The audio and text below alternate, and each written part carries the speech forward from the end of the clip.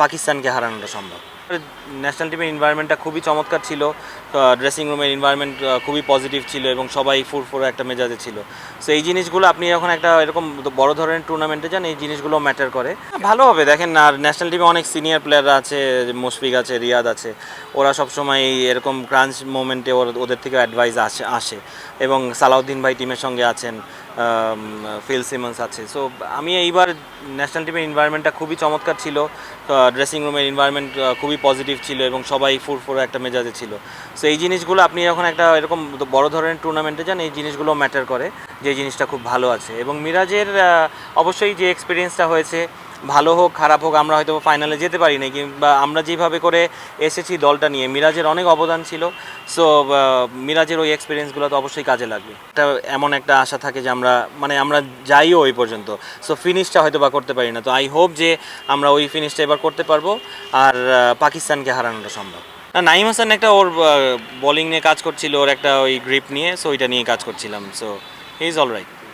যে কোনো জায়গায় আপনি দেখবেন, আমার বিপিএলেও একটা ম্যাচ দেখেন, আমরা কিন্তু চিটাগংয়ের সামনে সব ব্যাটসম্যান আউট হয়ে গেল, কিন্তু লাস্টে টেইলের কাছে আমরা হেরে গেলাম, রাইট? সো আমার মনে হয় ওই সময়টায় প্লেয়ারদের ভিতরে একটু মানে ম্যাচটা শেষ হওয়ার আগেই জিতে গিয়েছি এরকম একটা বডি ল্যাঙ্গুয়েজ চলে আসে কিংবা রিল্যাক্স হয়ে যায়। সো আপনি এরকম প্রফেশনাল ক্রিকেটে এই জিনিসটা যত কম হবে আমার মনে হয় তত ভালো।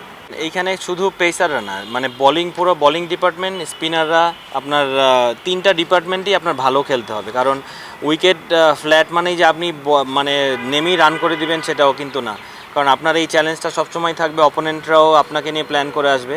সো আমরাও যদি ওরকম সুন্দর একটা প্ল্যান করে যেতে পারি এবং এটা এক্সিকিউট করতে পারি, তাহলে আমার মনে হয় চ্যালেঞ্জটা ওইখানেই থাকবে যে আমি ওই ধরনের উইকেটে ওরকম অপোনেন্টের সাথে মিড ওভারগুলোতে কতটা ড্যামেজ কন্ট্রোল করতে পারছি, কিংবা ওরা যখন অ্যাটাকিং খেলছে তখন কতটা ড্যামেজ কন্ট্রোল করতে পারছি। সো ওই চ্যালেঞ্জটা আমাদের সবসময় থাকবে এবং আমার মনে হয় বলাররা রেডি। কারণ মিড ওভারগুলোতে আপনি এরকম একটা উইকেটে এরকম অপোনেন্টের সাথে মিড ওভারে আপনি যদি উইকেট বের করতে না পারেন, তাহলে আপনার জন্য ডিফিকাল্ট হয়ে যায় ম্যাচটা জেতা, কারণ রানটা অনেক বেশি হয়ে যায়, কিংবা আপনি যদি ডিফেন্ডও করতে চান ওইটা ইজি চেস হয়ে যায়। সো মিড ওভারে আমাদের একটা চ্যালেঞ্জ থাকবে যে আমরা কতটা ওইখানে ড্যামেজ কন্ট্রোল করতে পারি এবং at the same time wicket বের করতে পারি। স্ট্র্যাটেজি তো অবশ্যই আছে ন্যাশনাল টিমের, ওইটা আমি এখানে হয়তো বা একদম মানে বলতে পারবো না, বলাটা ঠিকও হবে না, কারণ এটা ন্যাশনাল টিমের স্ট্র্যাটেজি। কারণ আপনি এটা বাইরে হয়তো বা আমি কেন অন্যদেরকে জানাবো জিনিসটা, এটা ন্যাশনাল টিমের পার্সোনাল ব্যাপার, তাই। সো আর ভালো খেলতে হবে, মোট কথা আপনি মানে ওইটা আমি পুরোটা না বললেও আপনার ভালো খেলতে হবে। চ্যালেঞ্জ তো সবসময় থাকে, কিন্তু আমার টিমটা এবার মাশাআল্লাহ প্রাইম ব্যাংকে আমরা ভালো একটা টিম করতে পেরেছি। ইয়াং একটা সাইড, আমার নাইম শেখ আছে, জাকির হাসান আছে, দীপু আছে, হাসান মাহমুদ আছে, আরও ধরেন আরাফাত সানি, অপু, খালেদ। সো মোটামুটি আমাদের একটা ভালো টিম হয়েছে। সো শামীম পাটোয়ারি আছে, ইরফান শুকুর, সাব্বির হোসেন। সো ধরেন টিমটা ভালো হয়েছে, রিশাদ আছে। সো মোটামুটি ভালো একটা টিম করতে পেরেছি। এখন ধরেন ওই চ্যালেঞ্জ প্রিমিয়ার লিগের সময় একটাই থাকে, সেটা হচ্ছে রোজার সময় খেলা আর ওই গরমের মধ্যে খেলা। সো এই একটা চ্যালেঞ্জ থাকে, কিন্তু আমি লাস্ট ইয়ারও আমার শাহিনপুকুর যেভাবে আমরা খেলেছি, প্লেয়ার থেকে ওরকম কোনো কমপ্লেন ছিল না।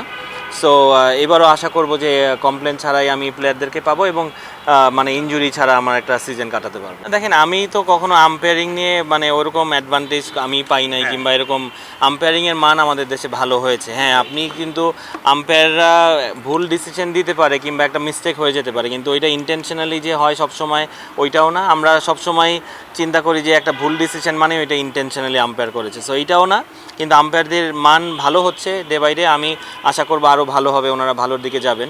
যেহেতু সৈকত ভাই, মুকুল ভাই ওনারা একটা ভালো দিকে যাচ্ছেন, আমাদেরকে ইয়াং আম্পায়ার যারা আছেন তাদেরকে একটা লাইন দেখাচ্ছেন।